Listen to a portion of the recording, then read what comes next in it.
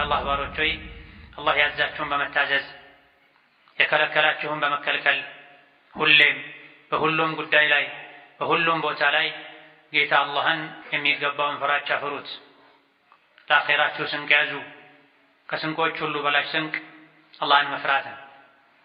የአላህ ባሮች ሆይ አላህ ተባረከ ወተዓላ በተከበረው ቃሉ በቁርአን ባዘዘን መሰረት ሁላችንም ወደ አላህ እንመለስ፣ ተውበት እናድርግ። አኼራችንን እንዳይበላሽ ዱንያ ላይ ራሳችንን እንመርምር፣ ራሳችንን እንተሳሰብ። የተሰጠን ዕድሜ ውስን ነው። የተሰጠን እስትንፋስ የተገደበ ነው። ዕድሜም እስትንፋስም ሪዝቅም ተለክቶን የተሰጠን። መቼ እስትንፋሳችን ጸጥ ብሎ አጀላችን አብቅቶ ላንመለስ ወደ አኼራ እንደምንሳፈር ማናችንም አናውቅም። አኼራ ከሄደን በኋላ ደግሞ የምናገኘው ዱንያ ላይ ስንሰራው የቆየን ወይ መልካም ስራችንን ነው ወይ መጥፎ ስራችንን። ከሞት በኋላ ወደ አኼራ ስንሄድ የምናገኘው አላህን ነው። ወይም ስናስደስተው የኖርነው አሊያ ደግሞ ያስቆጣነውን አላህን ነው የምንገናኝ። ከሁለት አንዱ የማይቀርም ያ አብደላህ ወይ አመተላህ ነፍስ ያለው የሰው ልጅ በሙሉ አላህ ፊት መቆሙ አይቀርም። ሀያሉ አላህ ፊት፣ ሁሉን አዋቂው አላህ ፊት፣ ተቆጣጣሪው አላህ ፊት መቆማችን አይቀርም። መቼ በትክክል አናውቅም። ከዱንያ መውጣታችን ከስራችን ጋር መገናኘታችን አላህ ፊት መቆማችን የማይቀር ነው። መቼ ነው በትክክል የምናውቀው ነገር የለም። ስለዚህ ከባድ ቀን ልንዘጋጅ ይገባናል። ከነገ በፊት ዛሬ። ነገ በእኛ እጅ አይደለም ያለው፣ በአላህ እጅ ነው ያለው። ወንጀልን ለመተው፣ ራስን ለማጽዳት፣ ያጎደሉትን ለመሙላት፣ ለማስተካከል፣ ግዴታን በአግባቡ ለመወጣት፣ መልካም ስራን ለመስራት የጊዜ ገደብ ቀጠሮ አያስፈልገውም። ተስፋ የሸይጣን ወጥመድ ነው፣ ገመድ ነው። ብዙ ሰዎችን ሸይጣን ነገ ከነገ ወዲያ በሚል በከንቱ ተስፋና ምኞት አስሮ ይዟቸዋል። ከወንጀል ቆሻሻ እንዳይላቀቁ፣ የመልካም ስራ ደረጃ ላይ ከፍ እንዳይሉ ሸይጣን በገመዱ አስሮ ይዟቸዋል። ሰው ሆኖ ማይሳሳት የለም። ነገር ግን አላህ በረሕመቱ ተውበት የሚባል ስህተት ማበሻን ሰጥቶናል። ሁላችንም ወደ አኼራ በምናደርገው ጉዞ ተውበት ያስፈልገናል። አውቀንም ይሁን ሳናውቅ ልናጠፋ እንችላለን። ከግዴታም ይሁን ከሱና ልናጎድል እንችላለን። የተከለከሉ ነገሮችን ልንዳፈር እንችላለን። ሁሌም ጉዟችን ላይ ተውበት ያስፈልገናል። እስትግፋር ያስፈልገናል። አላህን ይቅርታ ምህረት መጠየቅ ያስፈልገናል። የሰው ልጆች ሁሉ ቁንጮ ከማንም በላይ አላህን የሚያውቁ አላህን የሚፈሩት ነቢዩ ዓለይሂ ሰላቱ ወሰላም የሰው ልጆች ሆይ ተውበት አድርጉ፣ ወደ አላህ ተመለሱ፣ እኔ አንዴ ብቻ ቁጭ ባልኩበት በየቀኑ 100 ጊዜ አላህን እስትግፋር አደርጋለሁ፣ ማረኝ እላለሁ፣ ወደሱ እመለሳለሁ ብለዋል ዓለይሂ ሰላቱ ወሰላም። ወንጀል የተባለን በሙሉ አላህ ምሯቸው፣ ይቅር ብሏቸው፣ አክብሯቸው፣ የጀነት በር ከፋች አስከፋች አድርጓቸው እንኳ ዓለይሂ ሰላቱ ወሰላም ተውበት አድርጉ፣ እኔ በየቀኑ ወደ አላህ 100 ጊዜ ተውበት አደርጋለሁኝ ብለዋል። እኛ ማንን ታዲያ? የሰው ልጅ ሆኖ ማያጠፋ ማይሳሳት የለም። ሁላችንም ስለ ሁሉም ነገር ተውበት ልናደርግ ይገባናል። በተለይ ደግሞ ራሳቸውን አብዝተው የበደሉ ሰዎች፣ ወንጀል ላይ ኢስራፍ ያደረጉ ሰዎች ተውበት ሊያደርጉ ይገባቸዋል። እነዚህን አላህ በግል ጠርቶ እንዲተውበቱ፣ እንዲመለሱ፣ ከወንጀላቸው እንዲታቀቡ መክሯቸዋል፣ አዟቸዋል። ቁል ያ ዒባዲየ አለዚነ አስረፉ ዐላ አንፉሲሂም ላ ተቅነጡ ሚን ረሕመቲላህ ኢነላሃ የግፊሩ ዙኑበ ጀሚዓ ብሏል።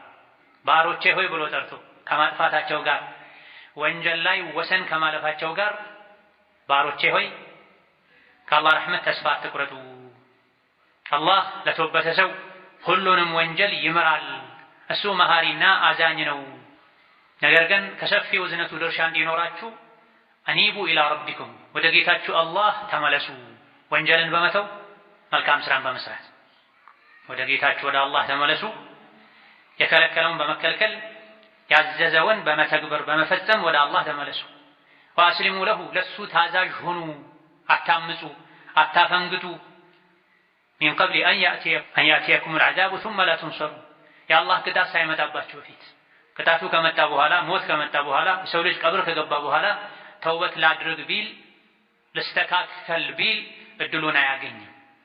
አላህ ተባረከ ወተዓላ ወደ እናንተ ያወረደውን ያማረ ቁርአንን ተከተሉ ቀጥለ ማለት መልካም ስራ ለመስራት የሚያግዛችሁ እሱ ነውና ቁርአንን መከተል መልካም ስራ መስራት ወንጀልን መተውም ቢሆን መሆን ያለበት መቼ ነው? በድንገት የአላህ ቅጣት ሳይመጣባችሁ በፊት ወአንቱም ላ ተሽዑሩን መምጣቱን ሳታውቁ ይላል። ስንቶች ናቸው ነገ ከነገ ወዲያ ቀጣይ ዓመት እተውበታለሁ እስተካከላለሁ አስተካክላለሁ ያሉ በተኙበት የለበሱት ልብስ ጀናዛ ሊታጠብ በመቀስ ተቆርጦ ይወልቅላቸዋል። በብርድ ልብሱ ፋንታ ለመጨረሻ ጊዜ ከዱንያ ከፈን ለብሰው ይወጣሉ።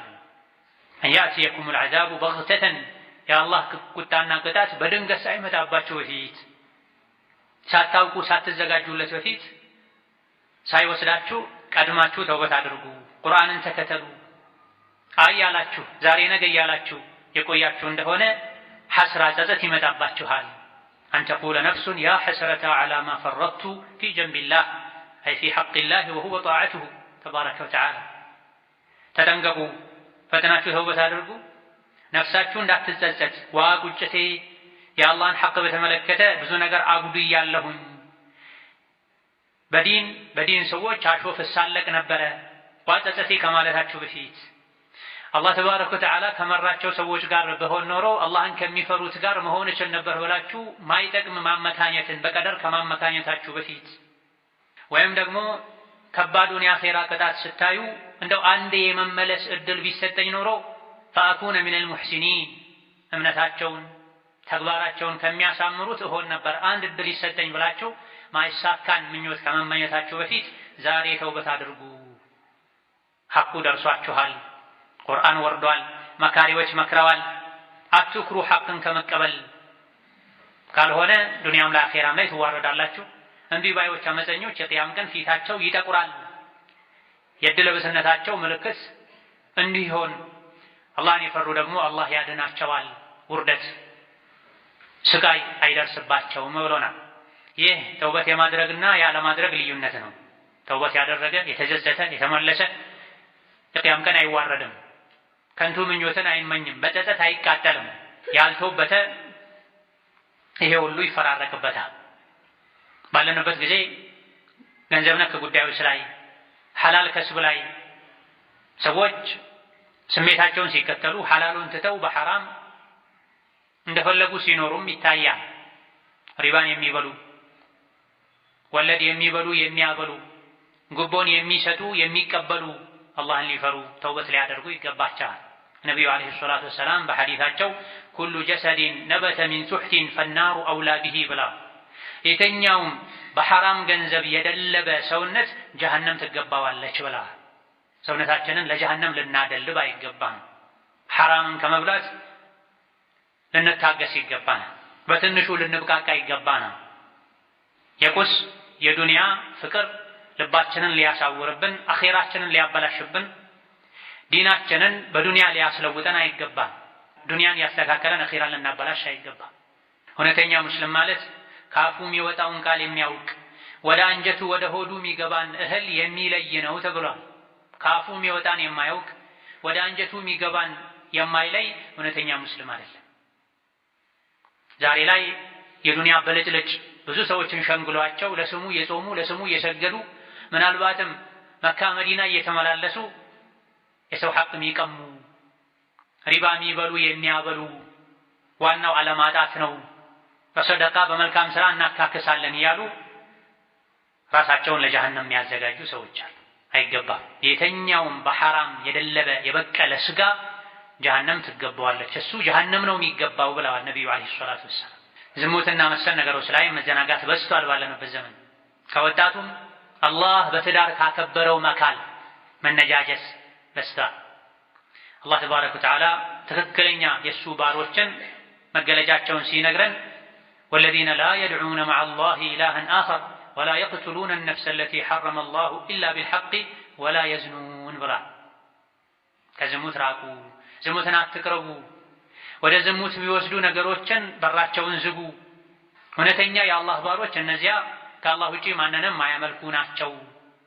የተከበረን የሰው ነፍስም ማያጠፉ ናቸው፣ ዝሙትም የማይሰሩ ናቸው ብሏል። ወመን የፍዐል ዛሊከ የልቀ አሳማ ይላል አንቀጹ መጨረሻ። ከላይ የተከለከሉ ነገሮችን የአላህ ባሮች ሊያደርጓቸው ማይገቡ ነገሮችን ያደረገ ከባድ ቅጣትን ይቀምሳል አላህ ዘንድ፣ ቅጣቱም ይበረታበታል።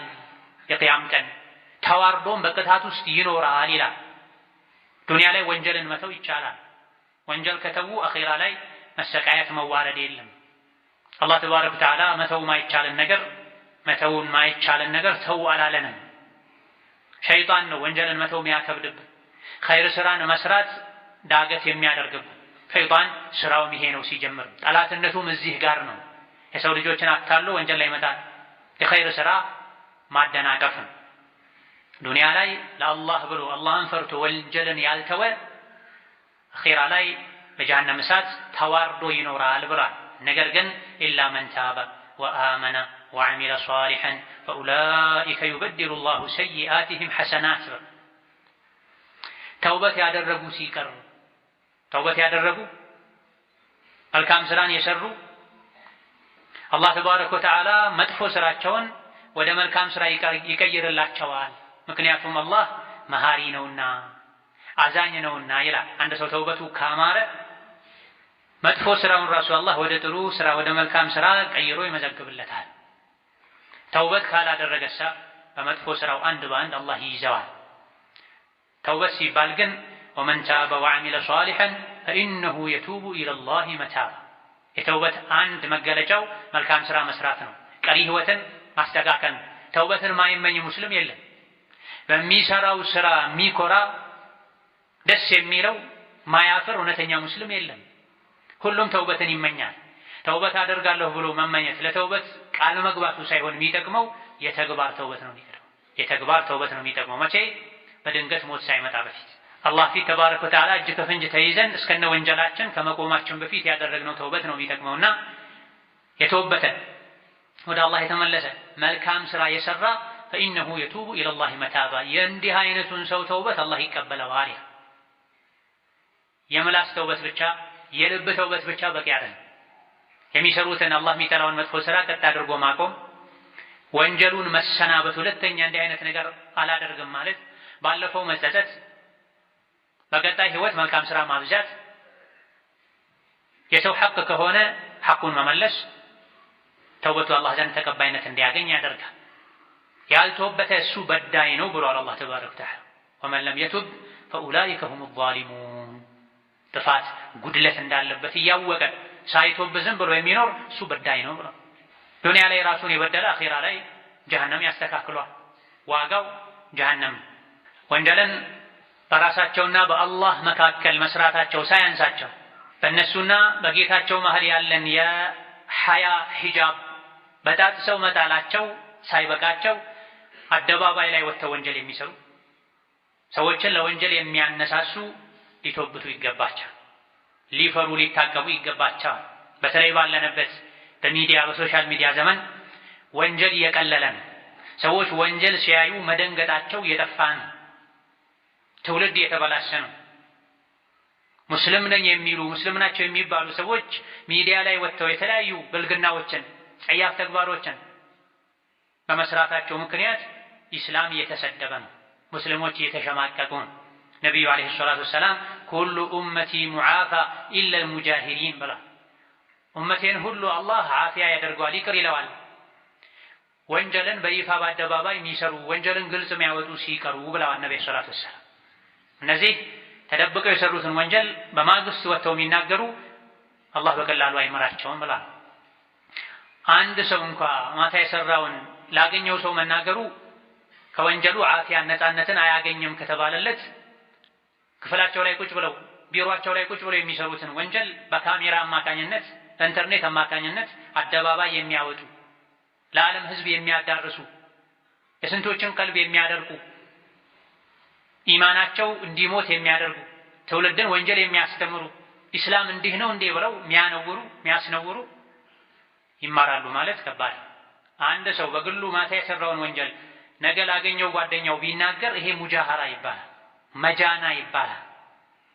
ወንጀል ላይ ደፋር ነው።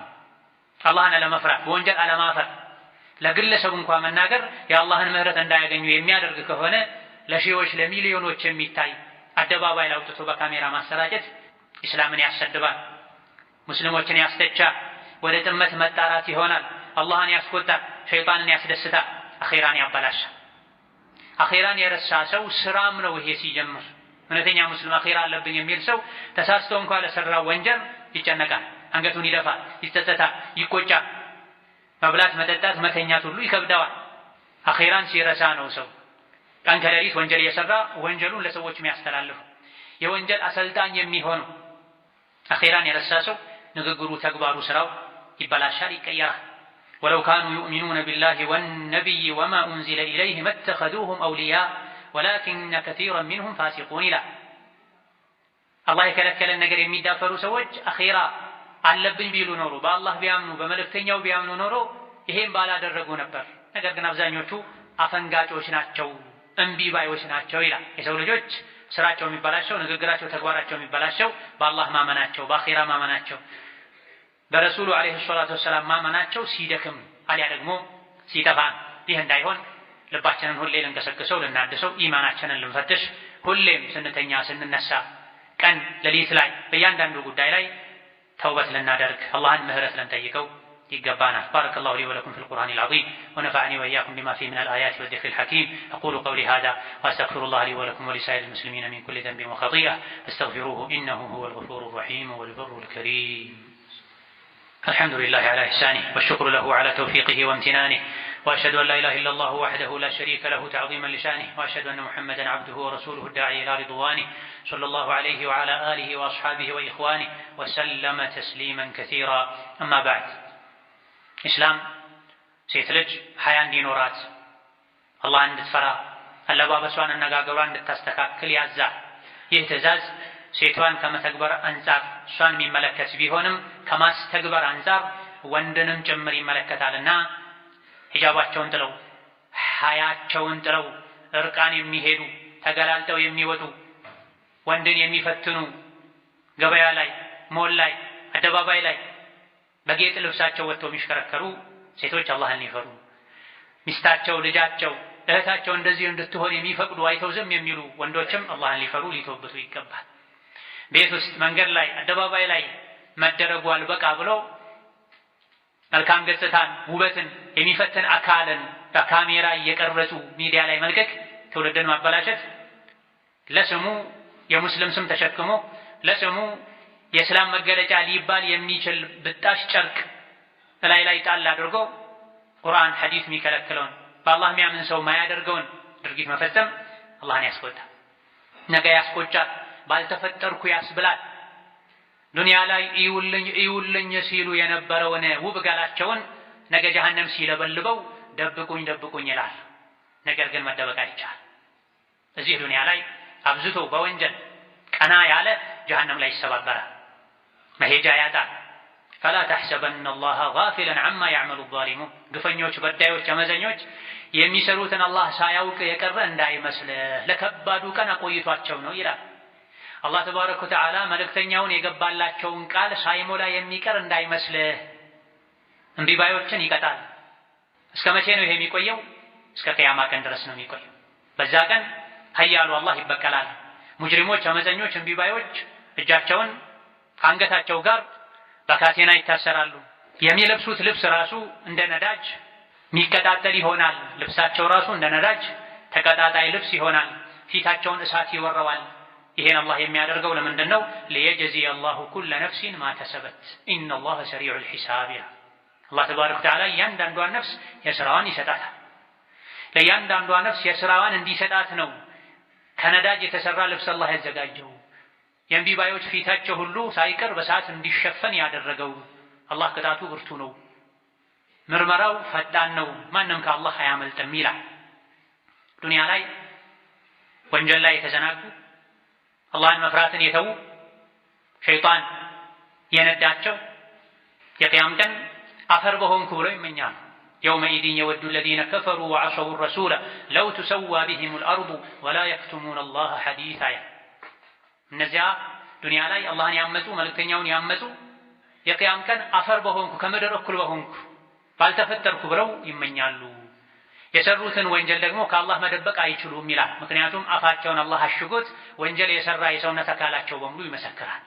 ይህ ፊት ለፊታችን ስላለ ሁላችንም ቆም ብለን ለነፍሳችን ልንጨነቅላት ልናስብላት፣ አኼራ ላይ ከመቃጠላችን በፊት እዚህ ዱንያ ላይ በጸጸት ውስጣችንን አቃጥለን ላለፈው ተጸጽተን ለወደፊቱ መንገዳችንን ልንፈትሽ አካሄዳችንን ልንገመግም ይገባናል።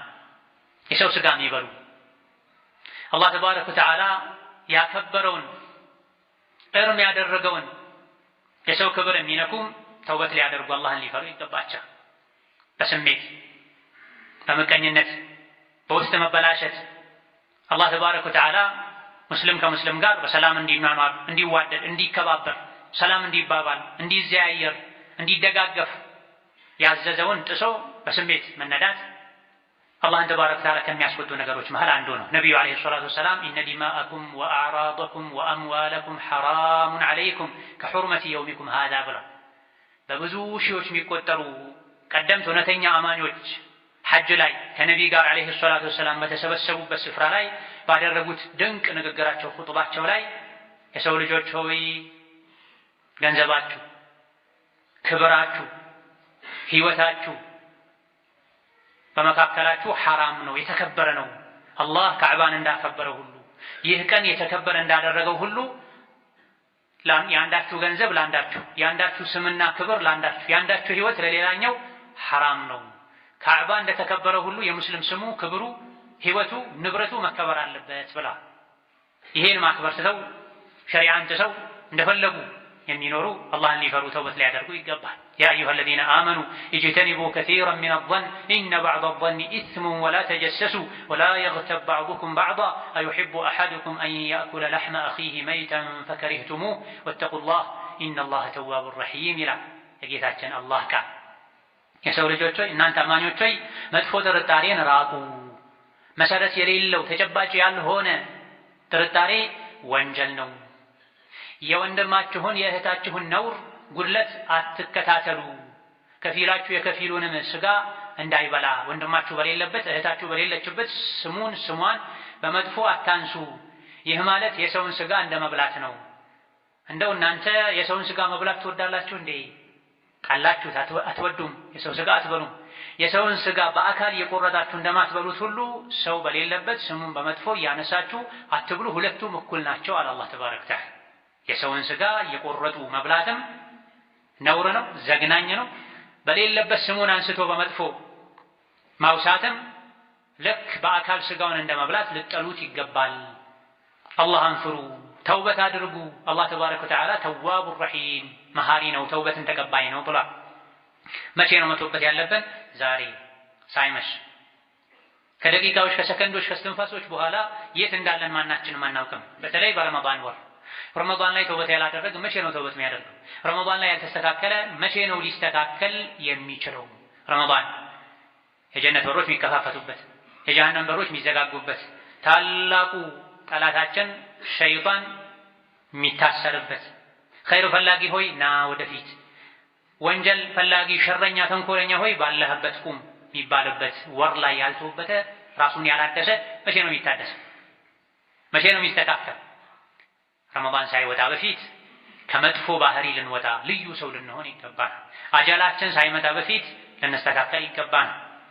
ሐታ ኢዛ ጃአ አሐደሁሙል መውቱ ቃለ ረቢ እርጅዑን ተመክረው እምቢ አሉ። አንዳቸውን ሞት ሲመጣባቸው ጊዜ ጌታዬ ሆይ መልሰኝ ወደ ዱንያ ይላሉ። ለምን? ለዐሊ አዕመሉ ሷሊሐን ፊማ ተረክቱ ትቼው የነበረን መልካም ስራ እሰራ ዘንድ እቶብት ዘንድ ይላል። ከላ አይሆንም። አንድ ሰው የሞት አፋፍ ላይ ከደረሰ በኋላ ቢቶብት ተቀባይነት አያገኝም። ቀብር ውስጥ ከገባ በኋላ መጥፎ ስራውን ካየ በኋላ ልመለስ ቢል እድሉን አያገኝም። እንዲሁ ተራ ወሬ ነው የሚሆነው። ለምን?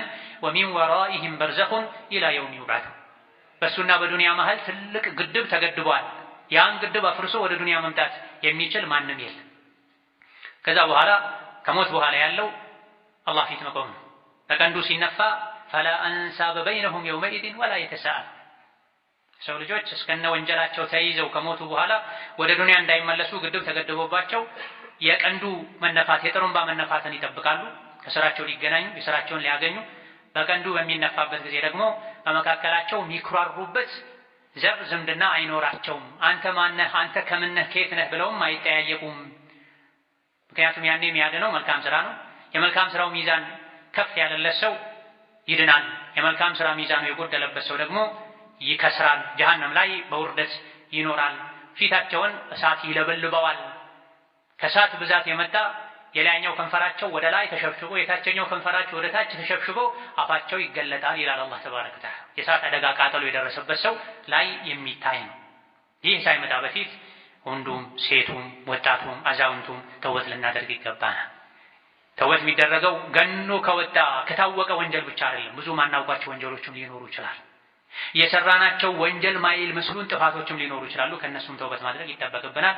ወቱቡ ኢለላሂ ጀሚዐን አዩሀል ሙእሚኑና ለዐለኩም ቱፍሊሑን ተብለናል። ወደ አላህ ተመለሱ ሁላችሁም አማኞች ሆይ ይሄን ያደረጋችሁ እንደሆነ መዳን ይከጀልላችኋል ይላል። ያልተውበተ የመዳን ተስፋ የለውም ማለት ነው። ዛሬ መተውበት ለእኛም ይጠቅማል፣ አላህንም ያስደስታል።